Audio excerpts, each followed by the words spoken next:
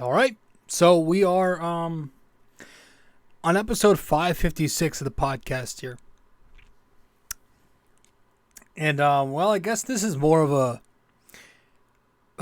positive episode because obviously we got the news that we're going to discuss in a few minutes, the good news. And you know what it is if you're a Yankees fan. So let's talk about it all. Let's get into it. Episode 553 of the or 556 of the podcast here. Welcome to BD4. I'm your host, RJ. Let's go. Welcome to BD4, an RJ Carbone podcast.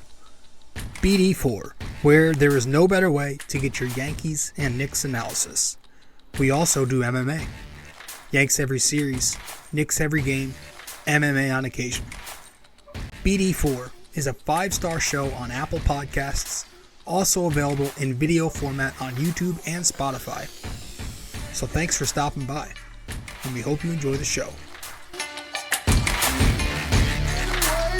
Champion of the world, turning, looking, see ya! Anthony for three, bang! That one goes down, and the game is tied! Time! Penetrates, creates, and showing some dexterity as well with the left hand. Yankees win!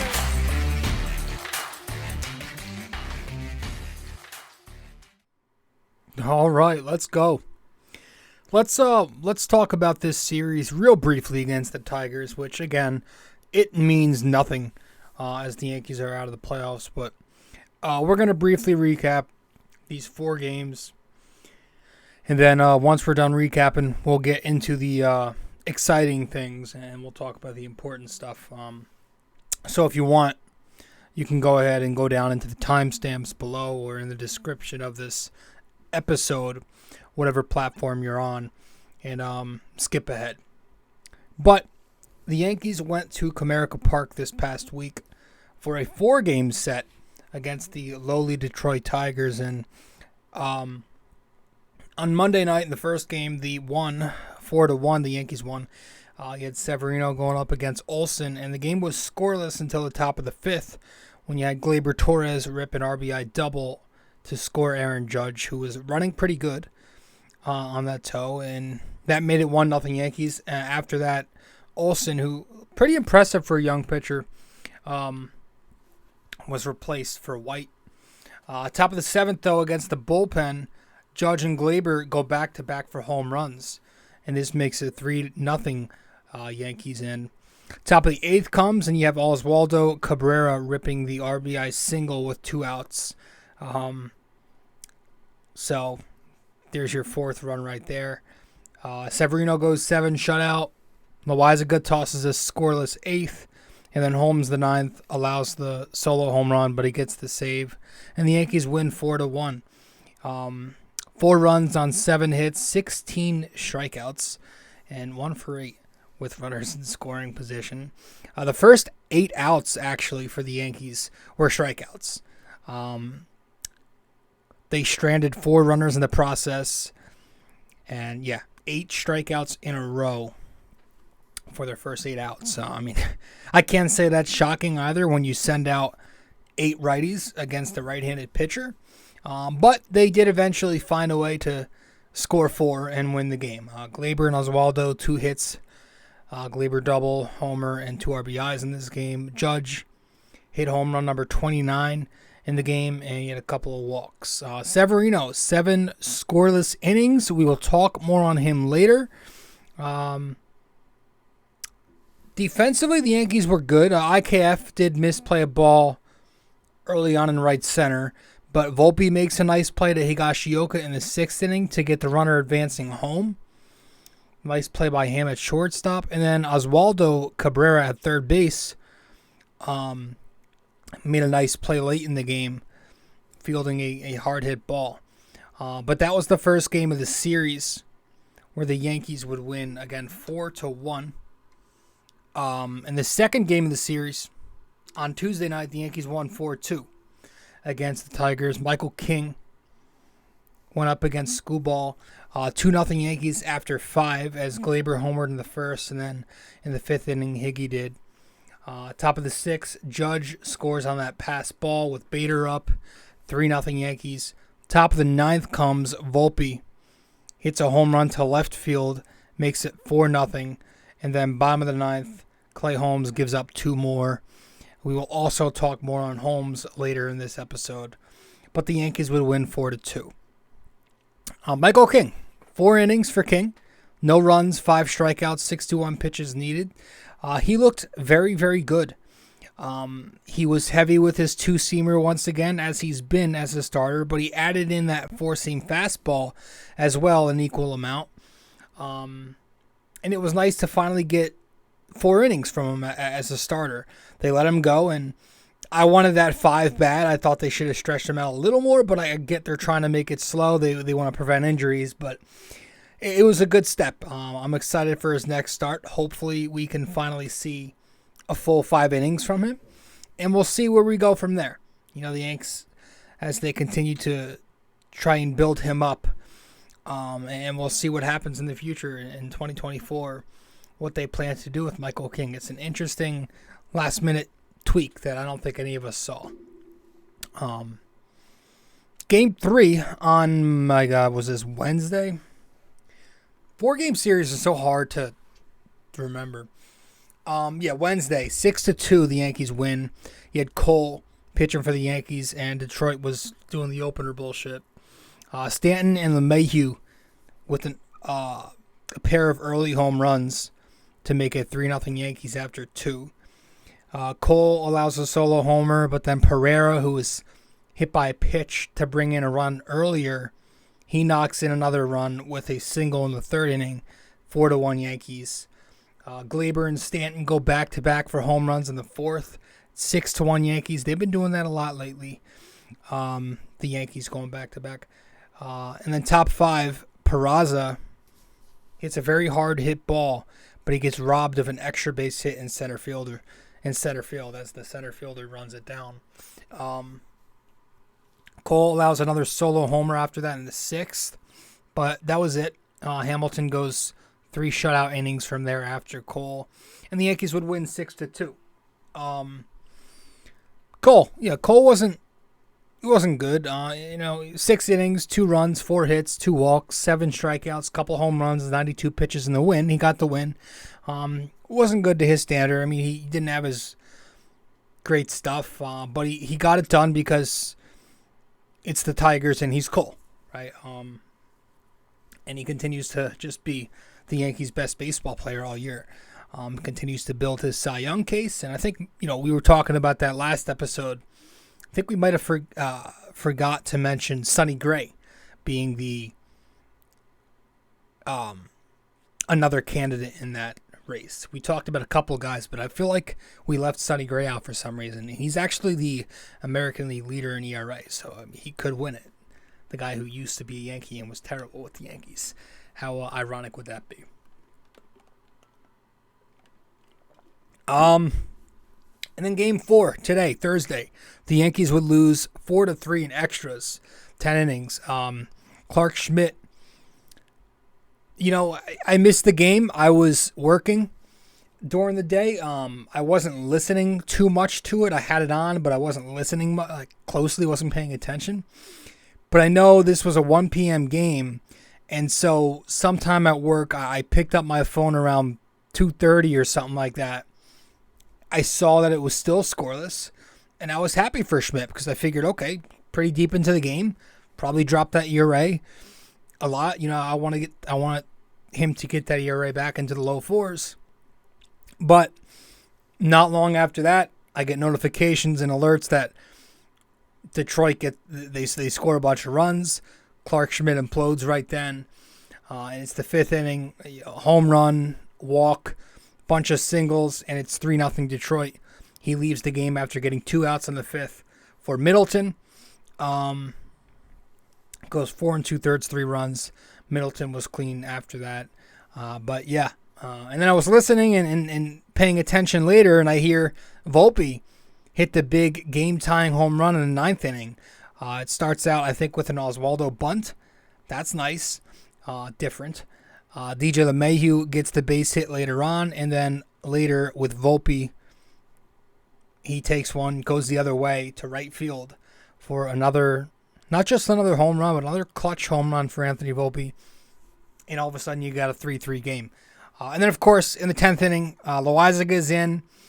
Does not have it, but it's who but Gleyber fucking Torres, everybody's favorite mediocre player, to ruin the game for the Yankees with the bad throw to first base. The runner scores from third, and the Yankees lose 4-3. But who really cares? Because we've got some more important things at this point in this season to discuss, and we will discuss them as soon as we return from break. So stay with us real quick. Episode 556 heading to break. Be right back. We appreciate you sticking around and listening so far. When you have a chance, be sure to open YouTube to subscribe, like, and comment. And if you're already watching on YouTube, be sure to head over to Apple Podcasts and give us a 5-star review. We appreciate your feedback and are always looking to improve. Now, with that all said, let's get you back to the show. You can also find us on social media. If you'd like, you can follow BD4 on Facebook, and we're at BD4Pod on both Instagram and Twitter. We appreciate you helping us grow more and more every day. Let's get back to it.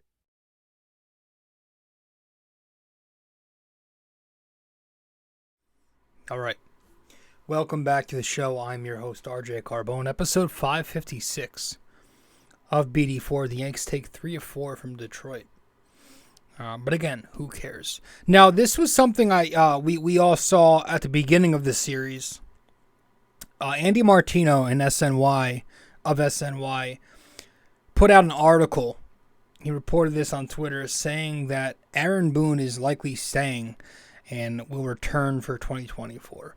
In the article, it basically says what we all know and why he was hired to begin with. You know, that Cashman and his people feel like Boone is the best guy for the team because he's this friendly guy. He's the communicator, right? He's the guy who spanks you on the ass if you strike out, right? The friendly team player communicator. So the usual bullshit.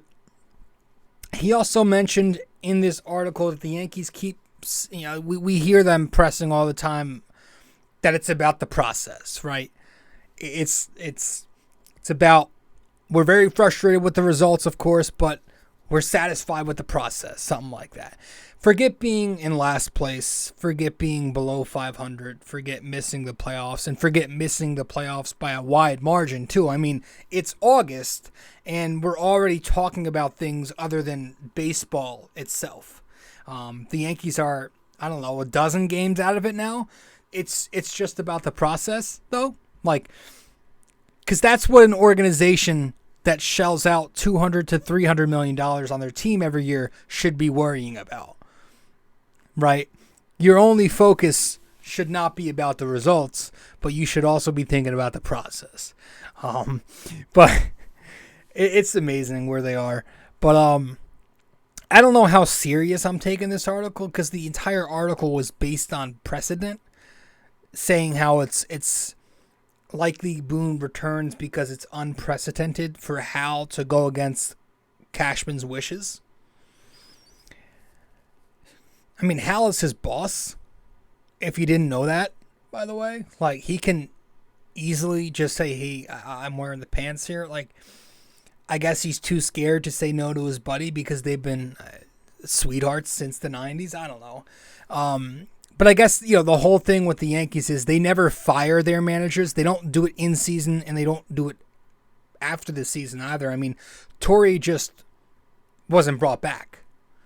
And I believe it was the same thing with Girardi. They didn't give him another contract. He wasn't exactly fired off of his current contract. So I don't know that I take this article too serious. I have a hard time seeing Boone come back. And yes, I understand Boone is not the head of the snake. He's not the biggest problem. But it does not mean he's the answer. Just because something isn't the biggest issue, it doesn't make it a non-issue. I still think Boone is an issue. I still think he's not the solution.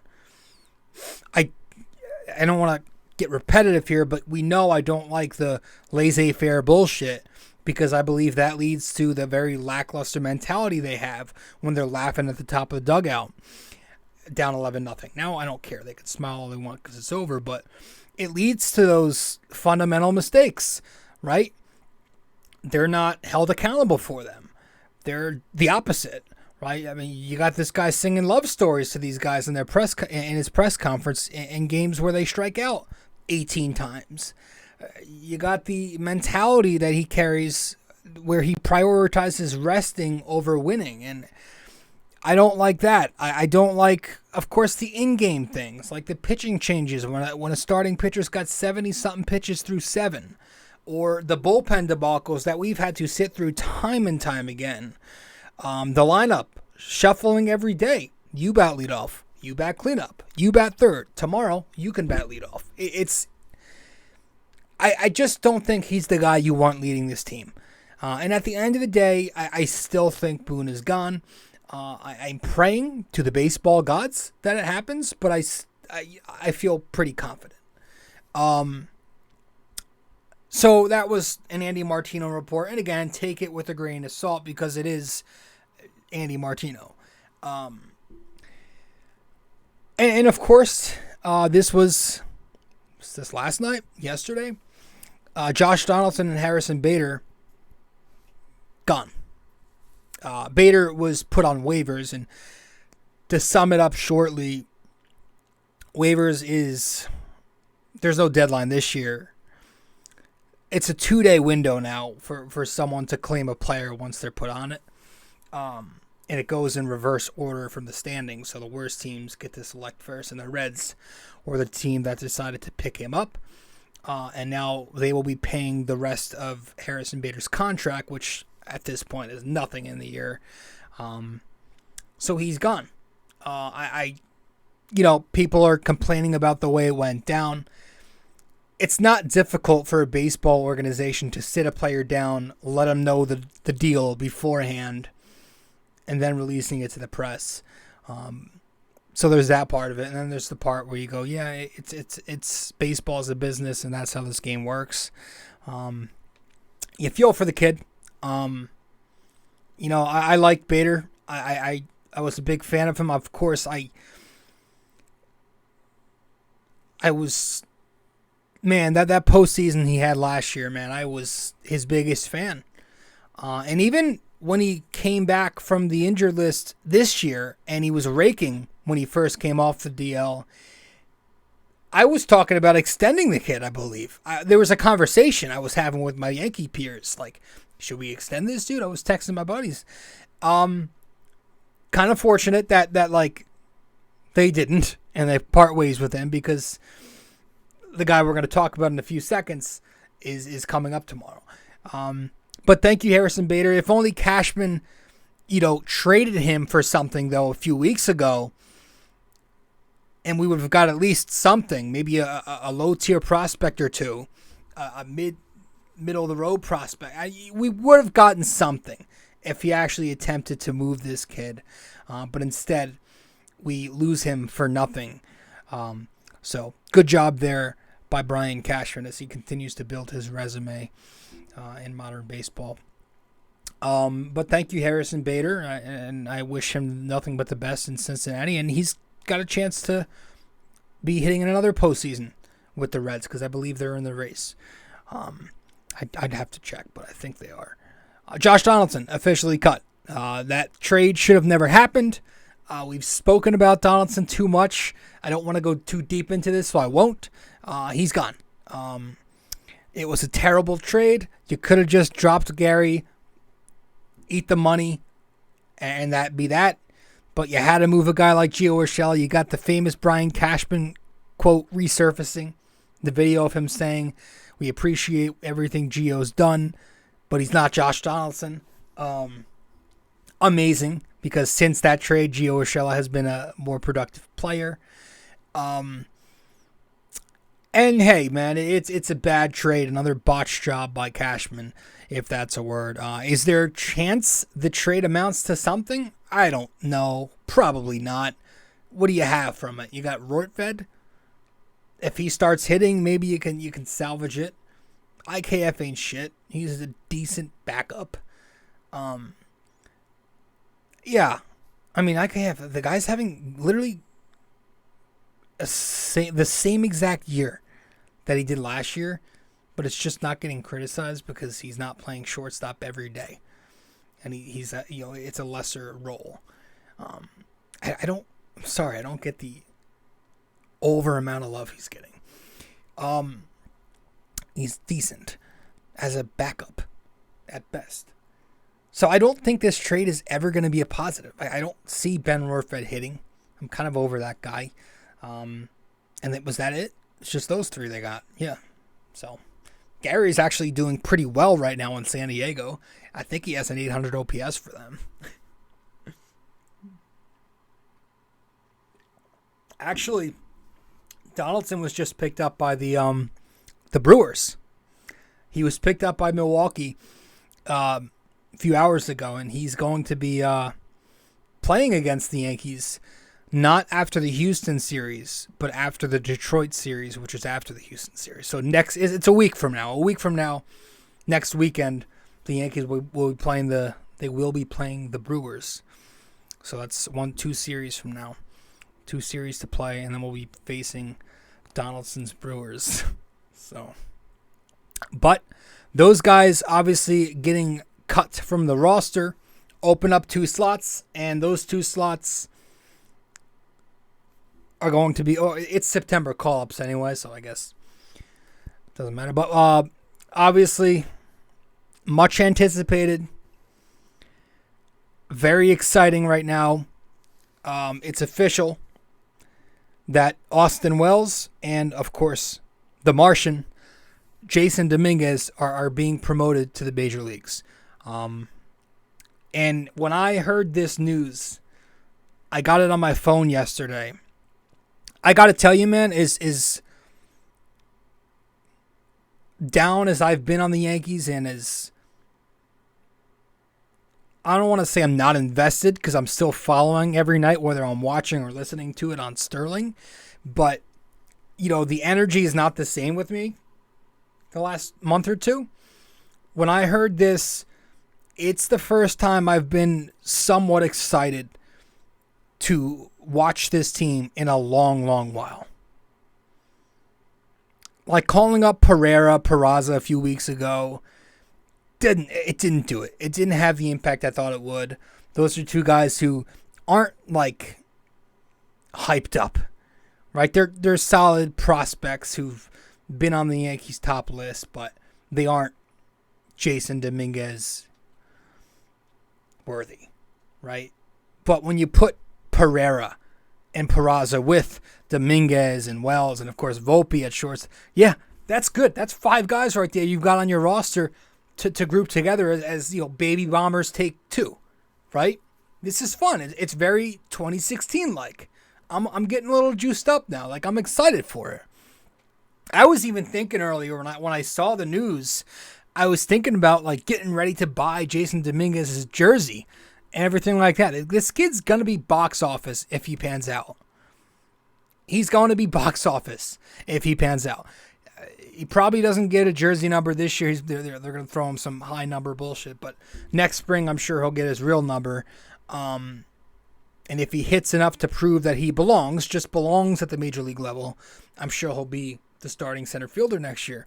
But yeah, Hal will be making his money off of this kid like crazy if he's any good.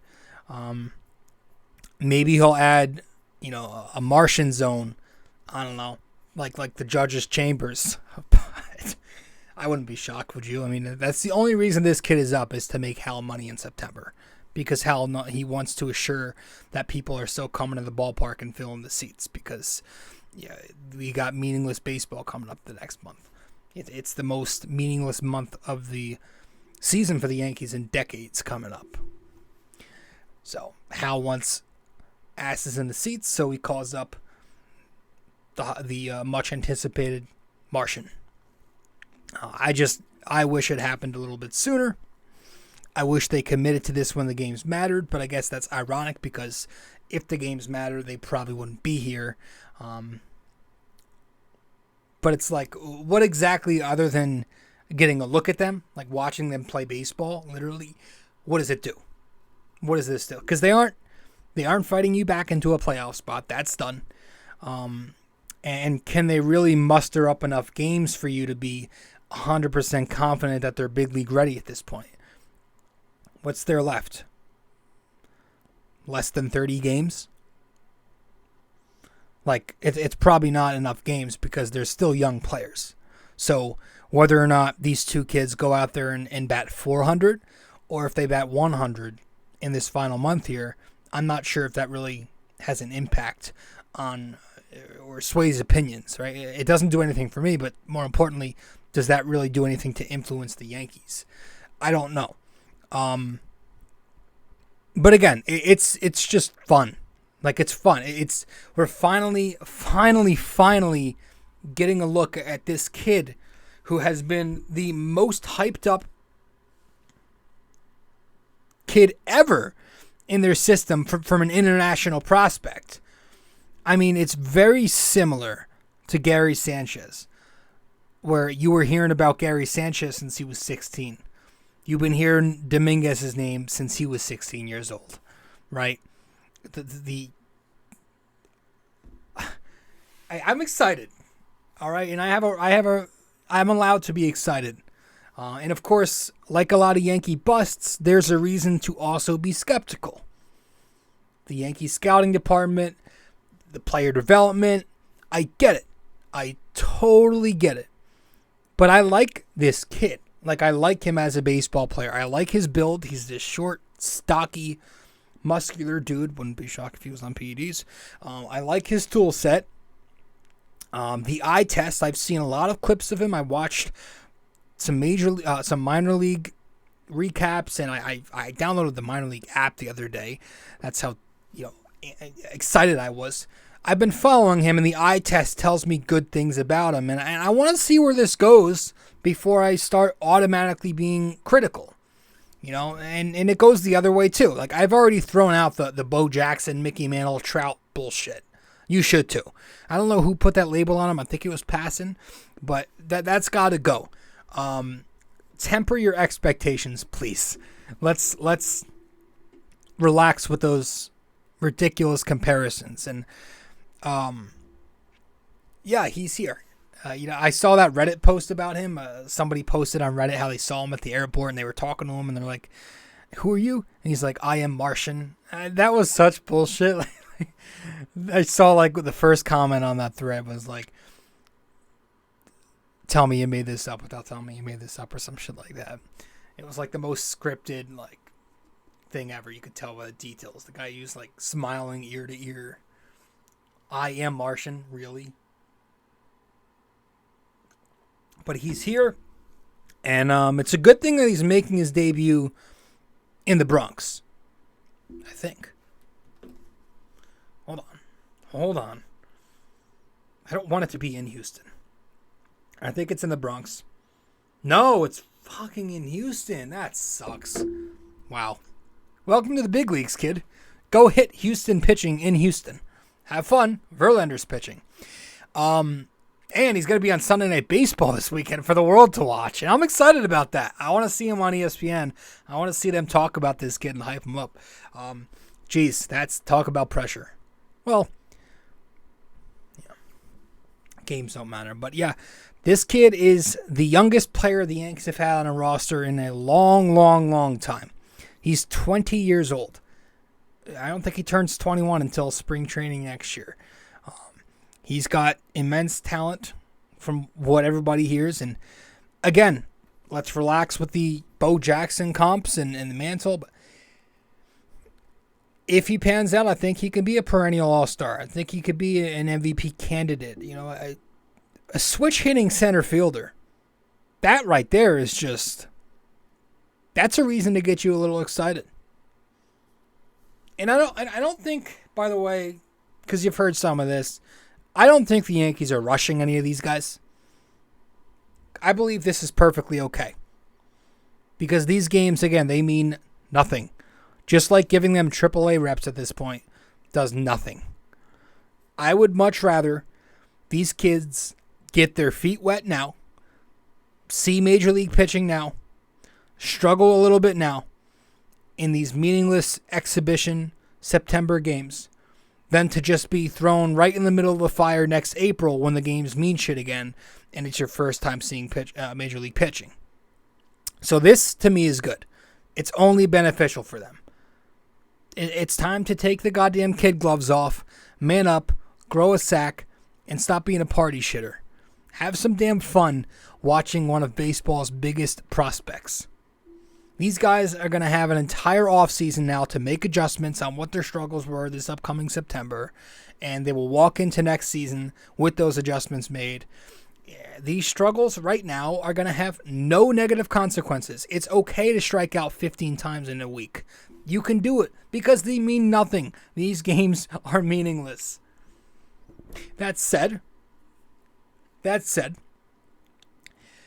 I kind of need one of these guys to finally come up and start raking right away. Like, it's been so long since we've had that. I get it. This is just me being a little greedy, okay? Rookies, they're young, they're raw, they're projects. We were doing it with Volpe. We're giving him time.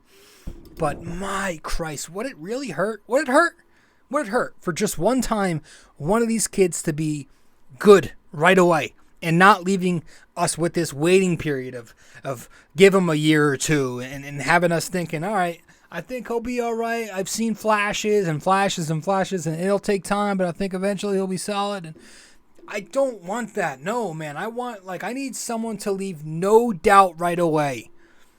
And who better for that to be than the Martian? I so badly want this kid to come up and just be a spark, be electric, be the Ellie De La Cruz, be the Ronald Acuna, be the Juan Soto. I need that. I want that. I want it right away. It would just be very nice to not have to wait this time around, like we've done so often. And maybe the hype on Dominguez helps Austin Wells be that guy and comes up and hits, because Wells might be flying under the radar now that he's coming up with Jason Dominguez. I don't know. It's going to be interesting to see, because I think Ben Rortvedt is here to stay for the rest of the season at least. Higgy's been hitting. So what do? You got two lefty catchers and a righty. Do you go Wells-Higgy platoon the rest of September? Kind of just play Rortvedt on occasion? I've never... how often do you see three catchers on a roster? Are they going to DFA Rortvedt? I don't know what the deal is, but there's also the question, do the Yankees believe in Austin Wells at catcher? I don't think they do. I wouldn't be shocked, actually, if Austin Wells was traded eventually, because the Yankees spent the last 2 years with light hitters at the backstop position because simply they frame well, right? You heard Boone mention first base as an eventual option. I still think they should attempt Austin Wells to play catcher, and that's what they're going to do. They're going to see how it goes this month, and we'll see, but I don't like that this has been a whole thing that's just dragging on. I wish he was somewhat of a good catcher, and I wish they would work at it more, and maybe they are. Whatever. I'm worried about the bat. Not worried, but I want the bat to be there. That's what this kid is about. That's what Dominguez is about. I just hope the Yankees don't ruin these two kids by trying to turn them both into home run hitters and preaching these hard hit ball or walk principles that they've preached to all their prospects in recent seasons, right? So, speaking of that and analytics and everything, I have a quick thing to discuss that I saw earlier today, and we'll talk about it when we get back from break here on BD4. Stay with us on the show. Be right back. If you have time in the day, or maybe just prefer old-fashioned reading over listening, then you can always follow along and subscribe to BD4 Blog by going to BD4blog.com. We're not on there as often, but when we do post, it's just as entertaining, opinionated, and passionate as we are on this podcast. Thank you so much. And let's keep on with the show.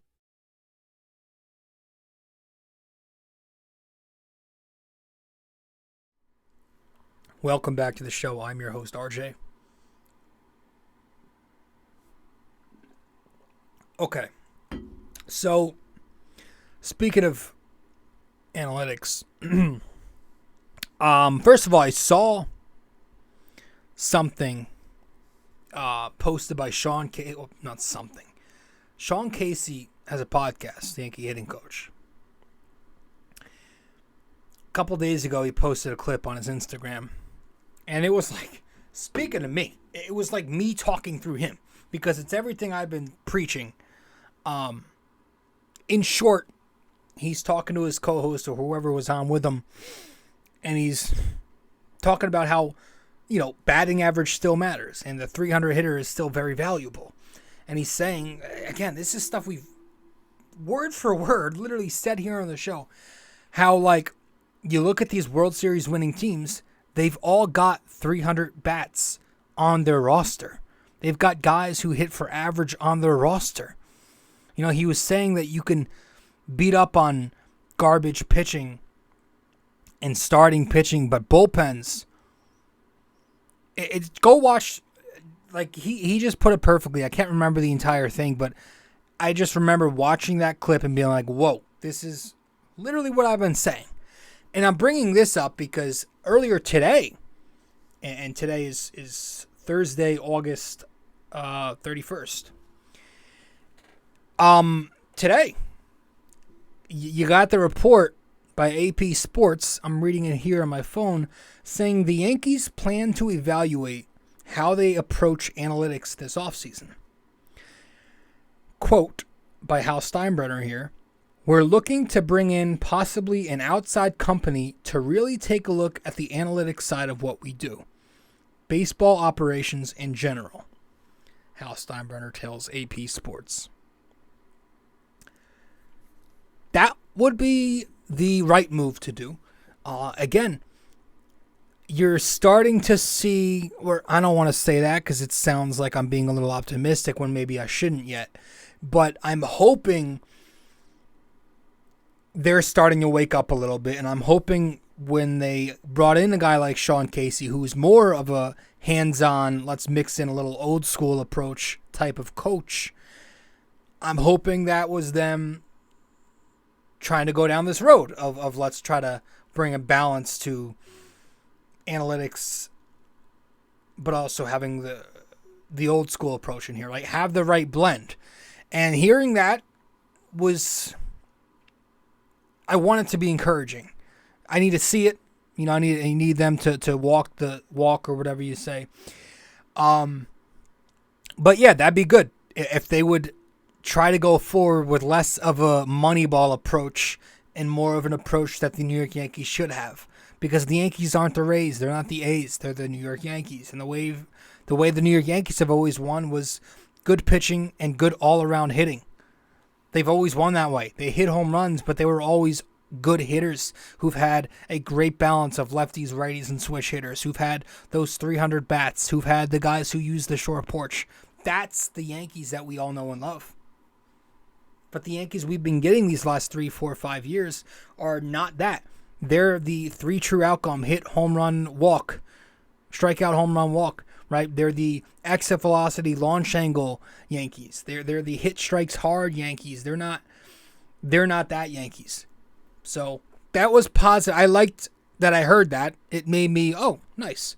We need to see them actually shift their philosophy. So we'll see what happens there. So that's that. We'll head to our final break, and then we're going to wrap this up by tipping our caps to a few players, and we got a few more subjects to talk about, including closer role for next year.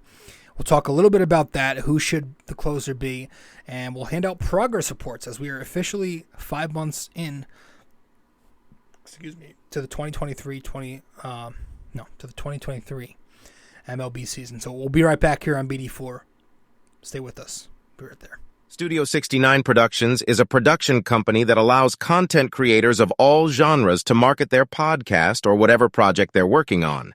It's an online platform that will promote your content no problem.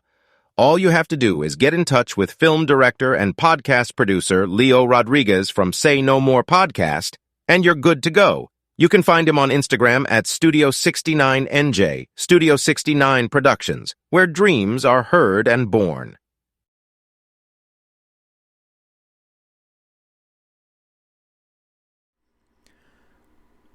Welcome back to the show. I'm your host, RJ Carbone. So this series, as we do every episode, at the end of every series, we tip our caps to 3 players, 1 from the lineup, 1 from the rotation, and 1 from the bullpen.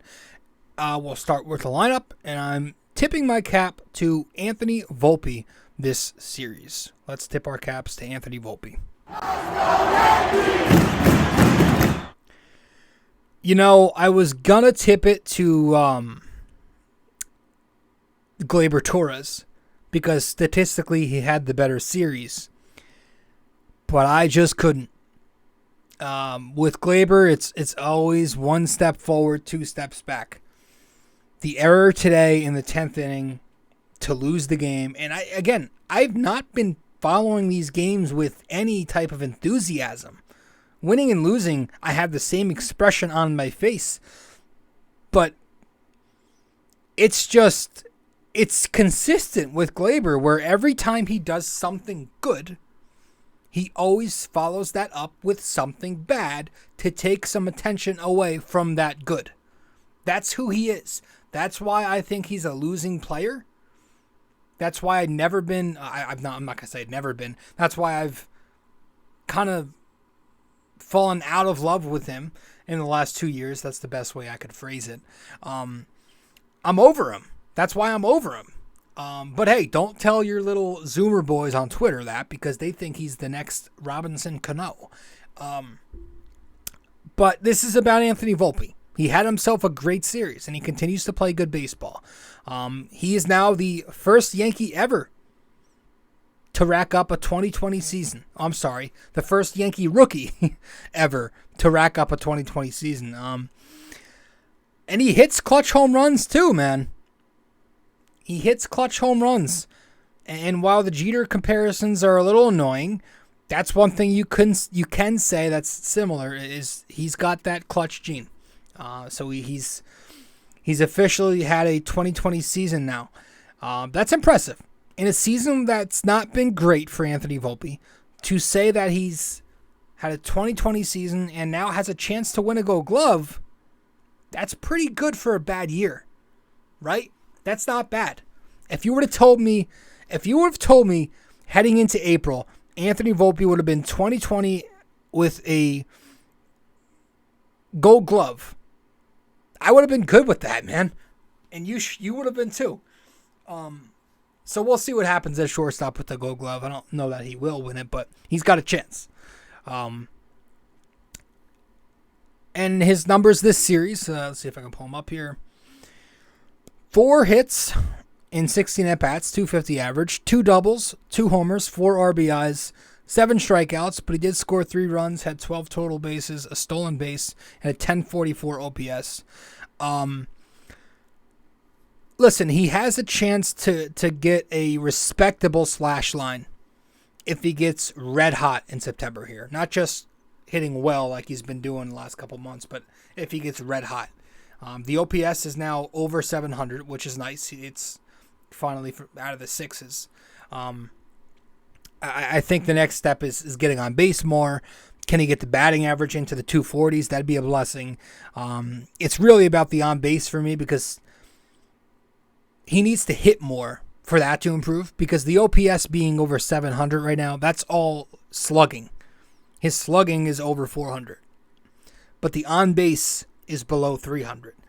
I can't have that at the end of the year. Like, I need him to start getting on base, because we need a high on base guy desperately from shortstop. This kid is also hyped up very much. Remember, just like Dominguez, Volpe was pretty high on a lot of people's ladder. He's walking. The walks are around average. I like him there. I like his eye, and I think the more he experiences major league pitching and grows, I think the more he'll lay off those high fastballs and breaking balls low and away in the dirt. So he's walking, he's slugging. It's just, can he hit enough? Can Anthony Volpe hit enough? If he's just a 260, 270 hitter in the future, that's enough to get the on base to a very good spot with his walks. So I want to see him have a hot hitting September. That's it for me. I want to see him hit. Rack up a good month where you're batting over 350. You know what I mean? We need that.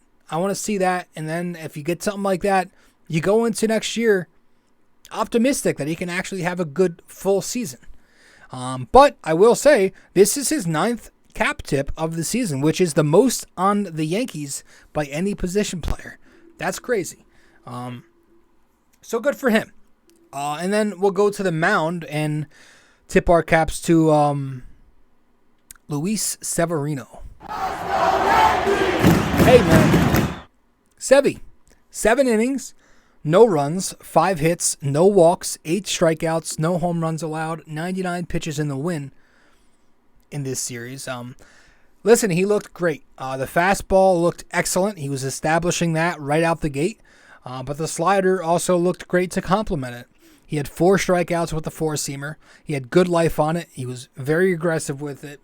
And again, it helped establish that slider and get that slider working. He had 3 strikeouts with the slider. So he looked good, and he looked very confident too, like Severino confident, where I think it was in the 6th inning. He was roaring after he picked up that strikeout, pumping his fists and yelling, shaking. You know, he does the thing. It was good to see that from the kid, man. Because I like the kid, man. I feel bad that he's been so bad. Speaking of, he's bad when Yes Network, they were doing the whole last 2 starts thing. And this was like at the beginning of his start. So this wasn't including this one. It was dating back to the 4 innings, 3 runs start. They were doing the last 2 starts thing. When you got to do something like that, that's when you know someone's been pathetic.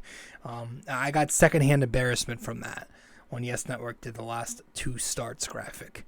I'm not denying that he's looked better. He definitely has looked better. In his last 2 starts, Washington and Detroit, 13 2/3 innings, no runs, 10 strikeouts.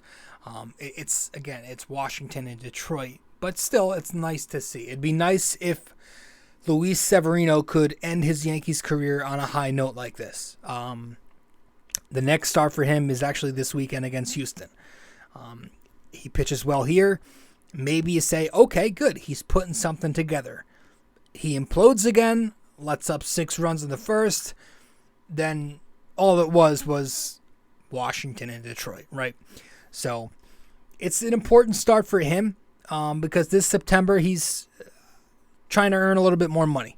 Can he add a few more dollar signs with the 3-4 more starts that he's got in September before he enters free agency in the winter? And we'll see what happens with whoever he signs, if they give him a prove-it deal or if somebody wants to give him an opt-out clause in year 2 or 3 or something. We'll see. But Luis Severino, 7 innings, no runs, and he earns his 6th cap tip of the season, which is actually a lot because he's had some very good starts mixed in there. He's just also had some very abominable starts mixed in there as well. And then we're going to go to the bullpen and tip our caps to Ian Hamilton. Ian Hamilton, who we'll talk about in just a second, pitched 3 scoreless innings this series, no runs, 5 strikeouts, a walk, no hits, no homers, no singles, doubles, triples, 37 pitches, 24 strikes, and he got the save. This was in Game 3 when he followed up Garrett Cole's performance. So Ian Hamilton earning his 7th cap tip this season. That's a lot. He's been very good. And we're going to talk about Ian Hamilton right now because Clay Holmes has not been good recently. And this is something I've brought up before. I don't know what that was. I don't know what that was with my mouth there. This is something I brought up before where Clay Holmes' role comes into question. The Yankees really need to figure this out and stop doing what they keep on doing. Every time they put this dude back at closer, he starts out very well, but always eventually shows his true colors. And when they demote his role to lower innings, he thrives like hell, pitches very well, That rhymed. But then they slowly see that, and they think, okay, let's move him back up to the 9th inning again. Slowly but surely, they always do that. It's insane. Just keep him there. Keep him there. Stop toying with him. Keep him in the 8th. Keep him in the 7th. Stop pitching him in 9th innings. He's not a good closer. He never really was. He had a nice first half last season as closer, but that was it. His role is that 7th, 8th inning role. That's his lane. I know Boone is all about lanes, so let him ride right there. He's a great pitcher with great stuff. An excellent sinker, two-seamer, whatever you want to call it, but he's just being used incorrectly, I feel. And that setup role is the perfect lane for him. And the numbers back it up too. This was entering today, so it's not updated by a game, but for 2023, Clay Holmes has a 2.37 ERA in the 7th and 8th inning, and a 3.96 ERA in the 9th inning or later. In his Yankees career, Clay Holmes has a 1.80 ERA in the 7th or 8th inning across 60 innings, and a 3.34 ERA in the 9th inning or later across 78.2 innings. That's interesting stuff, man. That says a whole lot to me. I think it's a mentality thing with him. I don't know that he's got the mental strength to do it in these 9th innings. Very Chapman-like. I've compared him to Dellin Betances, where he just loses command out of nowhere sometimes and then looks filthy in other stretches. But I think you demote his role next year and you have him be the 7th, 8th inning guy. Who do you put at closer? You got options. You got a deep bullpen. Obviously, we'll see what happens with Wandy Peralta. That's an option. But if he comes back, maybe you put him there. I know he's a free agent. He might walk, see if he can get a better deal elsewhere. But I feel like Hamilton could be that guy. Hamilton's got that killer mentality. I mean, look at the dude. He looks like a serial killer. Looks like he belongs in a true crime doc. And he's produced. He gets it done. He's got his pitch, right? Every closer has their pitch. Hamilton's got the whole, what do you call it? Slambio? Change up grip, moves like a slider. He's been great. And he's been used so incredibly much with the innings workload. Like, I kind of want them to relax with these, 3-4 innings, and sometimes he'll start, get the open. I want him to just go back to being that one-inning guy. I don't want him to hurt himself. I feel like maybe they're trying to mold him into Michael King as they continue to mold Michael King into a starter. So I think you tell Hamilton, hey, you're going to be our one-inning guy. You'll close in the 9th inning for us. I think that's a good idea. I think he'll do a good job there. Johnny Lasagna, right? Loaiza guy, I've been an advocate to do that with. The only thing with him is doesn't stay healthy, and sometimes he loses the zone, but he throws hard. He's got that filthy two-seam, which generates a ton of ground balls, and that's what you want from a closer. So maybe you can go to him. I think there are options at the end of the day. That's what I'm saying. I don't know that Clay Holmes should be. I do know. I'm telling you, Clay Holmes should not be the closer next year. I don't want to see him ever closing a game for the Yankees again. I do want to see him pitching in games, just not the 9th inning. His lane is that 7th, 8th inning. So we will wrap this up. We're going to run through these progress reports real briefly. We're just going to name the player, give them the grade, move on to the next. And if you're new here, what we do at the end of every month is we hand out progress reports to each player on the active roster. Not every player is graded on the same scale. So if one player has a higher grade than the other player, it doesn't exactly mean that player's been better than that player. It just means that player is meeting their expectations more than the other player is, if that makes sense.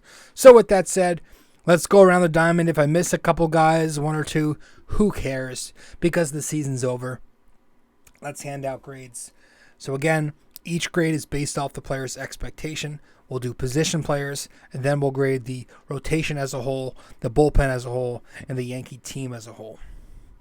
Higashioka gets a C. Royfred, I hand a D-2. He's caught well, can hit, worth a shit. Gleyber Torres, I give a B. He's done nice offensively. He's had a good year. Actually, after Game 3 of the series, the average was like 273. The OPS was over 800. So that's nice to see. But it's the mental mistakes, the base running, the defense, where I just can't fully buy into Gleyber Torres. Volpe, I gave a C+ because he's had a bad offensive season, but he's found somewhat of a consistency the last couple months since he's closed off his batting stance.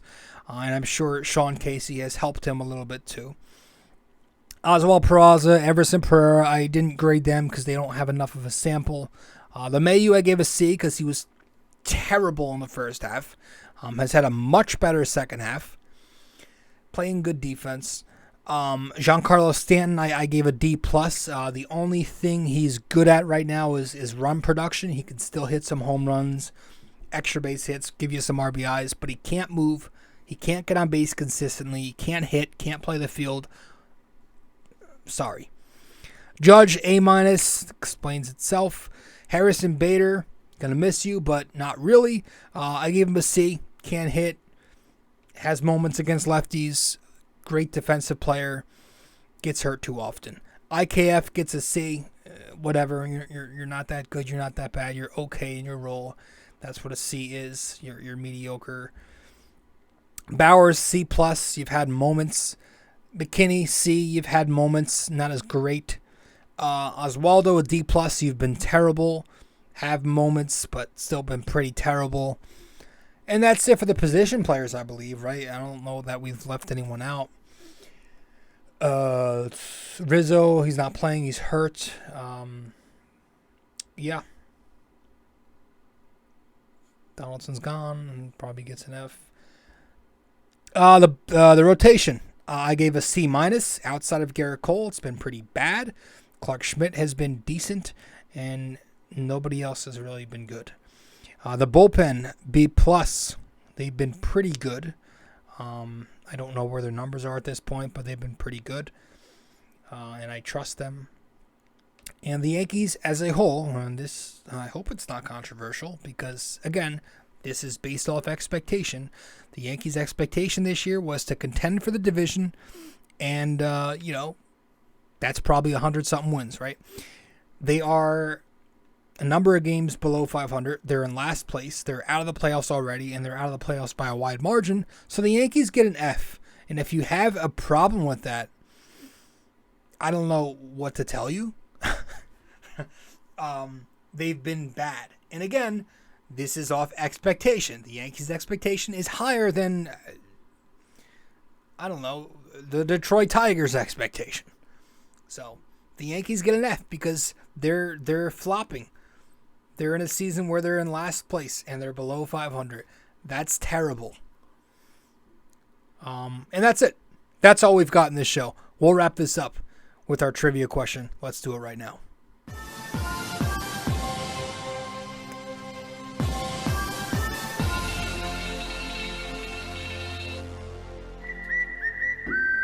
All right. So for this episode, our question of the day for episode 556. How many times did George Steinbrenner fire Billy Martin? How many times did George Steinbrenner fire Billy Martin?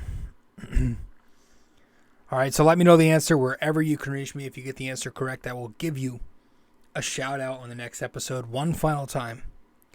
For episode 556, our NYY-NYK-MMA trivia question of the day is: how many times did George Steinbrenner fire Billy Martin?